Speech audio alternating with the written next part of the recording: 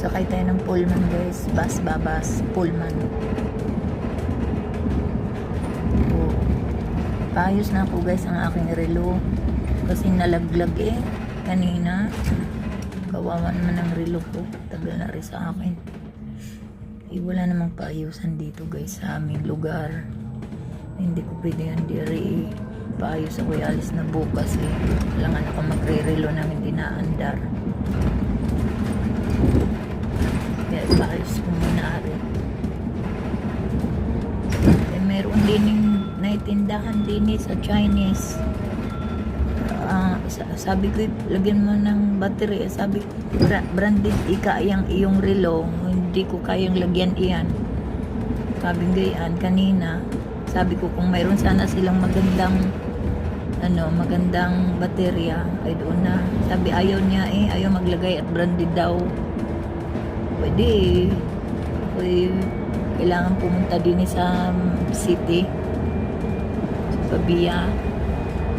Kaya gugubo na. Kaya naman ang buhay na rin. Ayun, ayaw ko nang gumala at mag-aayos pa ako doon.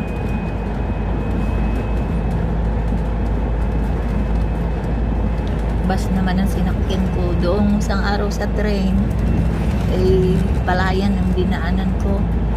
Dini naman mga maisan din yata rin dini. Hindi ko alam kung ano ang mga tanim dini. Bira naman kasi ako sumakay ng bus. Laging pag ako may pupunta ng train ako nasakay. Then pag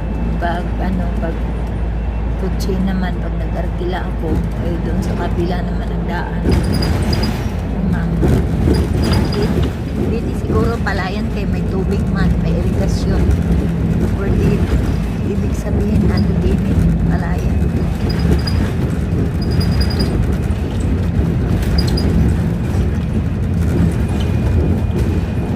Makulimlim ang panahon guys. Hindi katulad ng nagdaang araw na alas 9 na ng gabi may araw pa. Ngayon makulimlim. Mayroon din namang kaya lang iba may dagim sa amo sa Bisaya gadagom gadagom siya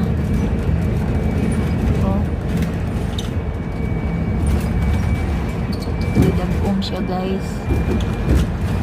Sana hindi mag-ulan kaya wala ko dalang payong naanapod ko ay dadag payong.